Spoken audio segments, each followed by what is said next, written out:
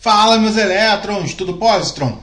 No último vídeo a gente viu a estrutura espacial das moléculas e vimos que ela pode ser dividida em vários tipos: linear, angular, tetraédrica, piramidal, bipiramidal, por aí vai. Hoje a gente vai pegar essa geometria, essa estrutura, para entender um pouquinho sobre a polaridade dessas moléculas. Vamos lá? Bom, polaridade molecular é a presença ou não de dipolos na molécula. O que é um dipolo? Dipolo é uma região onde você tem uma concentração ou não de elétrons. As ligações covalentes podem ser classificadas como ligação apolar, que formam moléculas apolares, ou ligação polar, que pode formar uma molécula polar ou apolar. Calma.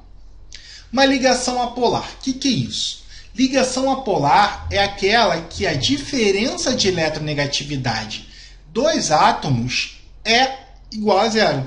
Ou seja, aqui, o flúor puxa esses elétrons para a direita.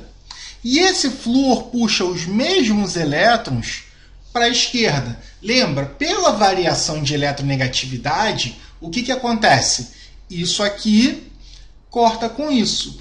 Então, eu não tenho uma ligação polar. Então, eu tenho uma ligação apolar. Se eu tenho uma ligação apolar, é porque não tem ninguém mais forte que ninguém. Então, eu falo que isso aqui é uma molécula apolar. Beleza, Eric. No Cl2, mesma coisa, olha. Aqui eu tenho esse cloro puxando para a esquerda, para a direita, e esse cloro puxando para a esquerda. Então, se essas forças são iguais, elas vão se anular. Então, eu também tenho uma molécula apolar. Beleza? Ligação polar é aquela ligação onde eu tenho uma diferença de eletronegatividade.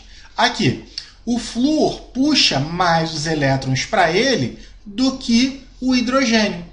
Então, como o flúor é mais eletronegativo, eu falo que ele tem o quê? Um momento dipolar negativo. Enquanto que o hidrogênio está com os elétrons mais afastados, ele tem um momento dipolar positivo. Então, isso aqui é o quê? É uma ligação polar. E essa ligação polar está gerando o quê? Uma molécula polar. Por que molécula polar, Eric? Se você puder representar por um vetor, você vai representar por um vetor indo do hidrogênio pro flúor. Beleza? Olha o NH3 aqui. Eu tenho que o nitrogênio ele é mais eletronegativo que o hidrogênio. Então, para onde iriam os elétrons? Aqui, ó, iria todos pro nitrogênio. Imagina que isso aqui seja um vetor, tá? A soma desses vetores é a resultante para onde? A soma desses vetores vai ter uma resultante para cima. Não existe uma resultante, mesma coisa no HF.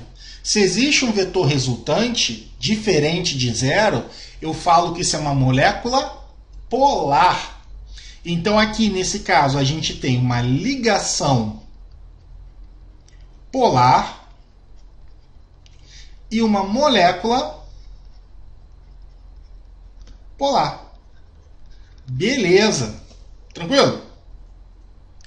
Agora, nesses dois casos aqui, o que acontece? O oxigênio ele é mais eletronegativo que o carbono.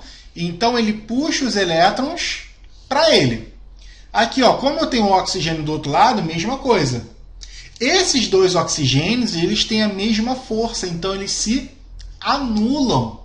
Então, essa molécula ela tem uma ligação polar. Mas se eu somar os dois vetores, quanto isso dá? Zero. Então, apesar de ter uma ligação polar, ela é uma molécula apolar. Por que, Eric? Porque os vetores se anularam. Mesma coisa aqui, ó, no CBr4. O que acontece? O bromo ele é mais eletronegativo, então puxa os elétrons para ele. Olha, puxou os elétrons para ele. Só que, como os bromos eles estão exatamente em posições contrárias, o que vai acontecer? As resultantes vão se anular. Olha, a de cima se anula com a de baixo, a esquerda se anula com a direita. Então, o que eu vou ter? Eu vou ter uma ligação polar, porque o bromo é mais eletronegativo, mas o que eu vou ter uma molécula? Eu vou ter uma molécula, o quê? Uma molécula apolar. Beleza, galera? Um resuminho pra gente. Olha, compostos orgânicos polares, eu tenho, por exemplo, o metanol, o etanol, que são álcools. A propanona, que é uma cetona. A gente vai ver isso lá no terceiro ano. E moléculas apolares. Eu tenho derivados direto do petróleo, que são os hidrocarbonitos. Tá? Aqui ó, a gente fala que são os hidrocarbonitos. Eu tenho gasolina, benzeno, óleo diesel, óleo lubrificante, parafina, vaselina, óleos de origem animal e vegetal. São todos apolares. Eric, a água é o quê? A água entra aqui, ó. A água não é orgânico, mas a água é o quê? Polar. E o óleo, Eric? Eric, óleo? Olha, óleo vegetal. Então, o óleo é apolar. Será que isso influencia em alguma coisa? Sim, influencia na solubilidade. Existe uma regra de solubilidade que fala o seguinte: semelhante dissolve semelhante. Ou seja, moléculas polares dissolvem moléculas polares. Moléculas apolares dissolvem moléculas apolares. Se você misturar uma coisa polar com uma coisa apolar, não se mistura. Que é o caso de quê? Da água e do óleo. Aqui, óleo é apolar. A água é polar. Então, pela diferença de polaridade, eles não vão conseguir se misturar.